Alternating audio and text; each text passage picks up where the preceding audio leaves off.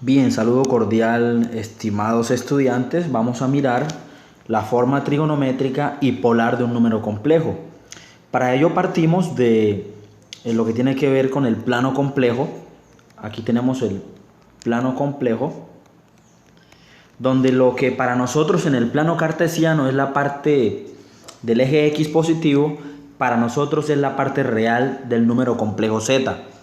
Y lo que para nosotros es la ordenada o el eje Y en el plano complejo sería la parte imaginaria de Z. Entonces, cuando nosotros graficamos en el plano complejo el número complejo A más B por I, realmente estamos graficando este par complejo, el par A, B, donde pues la parte real sería A y la parte imaginaria de Z sería B.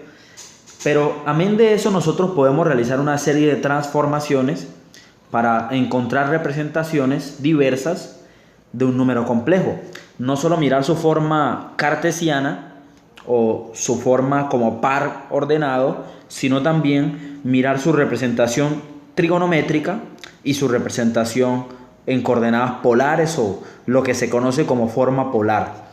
Es sencillo deducir esto, podemos deducirlo de ese triángulo rectángulo que se me ha formado, y aquí pues lo que tenemos que hacer es aplicar lo que nosotros conocemos como las razones trigonométricas que vimos normalmente en un curso de fundamentos matemáticos o en el bachillerato en trigonometría.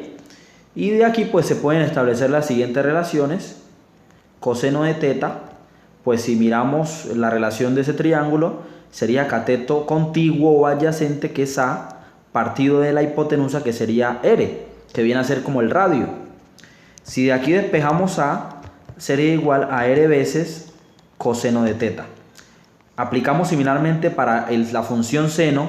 Seno de teta sería igual a cateto opuesto, el lado que se opone al ángulo, en este caso sería B, la parte imaginaria, sobre la hipotenusa R. Si despejamos a B, sería R veces seno de teta. Entonces, vamos a suponer que tenemos el número complejo Z igual a más B por I. Si reemplazamos estas fórmulas que hemos encontrado tanto para A como para B, observen entonces el número complejo Z, qué transformación sufriría. Esto sería, ya no escribo A, sino que escribo R veces coseno de teta, más, ya no escribo B, sino R veces seno de teta por I. Ahora bien, factorizando, esto me quedaría de la forma siguiente. El radio es el factor común, entonces el número complejo Z se puede escribir en la forma R factor de coseno de teta más I veces por el seno de teta. Y a esta fórmula que ustedes observan aquí es lo que nosotros llamamos la forma trigonométrica, oígase bien, trigonométrica de un complejo. Teniendo en cuenta que eso que llamamos radio, realmente, pues si miramos geométricamente, esto viene a ser el módulo o la magnitud del número complejo, en donde el radio es el mismo módulo, ¿sí? Para tener eso presente. Es el módulo complejo. Bien, entonces realmente Z se puede expresar como Z es igual a su módulo factor de coseno de teta más I veces por el seno de teta. Esta ya sería la forma trigonométrica de un número complejo ya terminada. Pero bien, no solo pues podemos tener la forma trigonométrica, también podemos tener la forma polar. Y para la forma polar es simplemente tomar el módulo y agregarle como su índice el ángulo, o más bien el argumento del número complejo. También otra forma de expresar eso sería el módulo como un par complejo, donde la primera componente es el módulo y la segunda componente sería el ángulo o el argumento de Z. Decir que argumento de Z es lo mismo que el ángulo. Entonces tenemos varias formas de representar un número complejo. Tenemos entonces lo que se conoce como la forma del par complejo, tenemos la forma trigonométrica y también tenemos esto, lo que se conoce como la forma polar de un número complejo. Cualquiera de estas hace alusión o hace referencia a la forma polar. Pero bien, ¿qué sucede con el argumento? El argumento es el ángulo, es un ángulo que pertenece al intervalo semiabierto 0,2 pi. Realmente ustedes se preguntarán por qué el extremo derecho es abierto y no cerrado. Pues la razón es sencilla, porque si nosotros nos vamos a la forma trigonométrica, coseno de, por ejemplo, de 360 valdría 1 y el seno de 360 valdría 0, o sea que ya esta forma no me quedaría. Por lo tanto, el ángulo con el que uno trabaja es un ángulo semiabierto, el intervalo es semiabierto, el extremo izquierdo es cerrado en 0 y abierto en 2 pi para el extremo derecho. ¿Qué sucede entonces con el argumento? Aquí les presento algunas fórmulas sencillas de calcular, pues no necesariamente tenemos que utilizar siempre esto, podemos utilizar si nuestro ángulo, oígase bien, nuestro ángulo siempre debe ser referenciado con la parte real de z, siempre esta debe ser la referencia para nuestro argumento, siempre.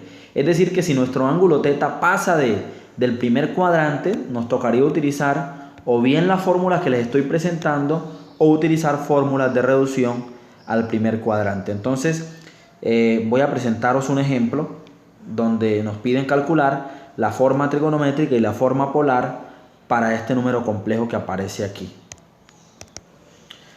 Bien, decirles entonces que dado este número complejo, z, que está en la forma estándar o habitual, entonces yo lo puedo ver como un par ordenado, lo puedo ver como el par de la forma 2, 2 es la parte real, y 2 raíz de 3 sin la i sería la parte imaginaria.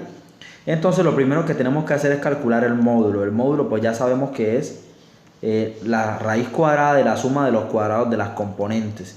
Esto sería 2 al cuadrado más 2 raíz de 3 al cuadrado y al final le sacamos raíz, donde el módulo sería igual a la raíz cuadrada de 4 más 2 a la 2 sería 4, se cancela el 2 con la raíz, sería 4 por 3, 12. Sería 12. Esto sería igual a la raíz cuadrada de 16, dándome como resultado 4, ya tenemos el valor del módulo. Bien, finalmente entonces lo que hay que calcular es el argumento. Y para calcular el argumento de z, pues tenemos que mirar qué signos tienen los valores tanto de la parte real como de la parte imaginaria. Nosotros podemos ver claramente que como a es igual a 2, esto es mayor que 0, y como b es 2 raíz de 3, esto también es mayor que 0. Por tanto, nos serviría entonces nuestra primera fórmula. Esta primera fórmula donde dice que θ va a ser igual a arco tangente o tangente inversa, que es lo mismo, de b sobre a, es decir, la parte imaginaria sobre la parte real.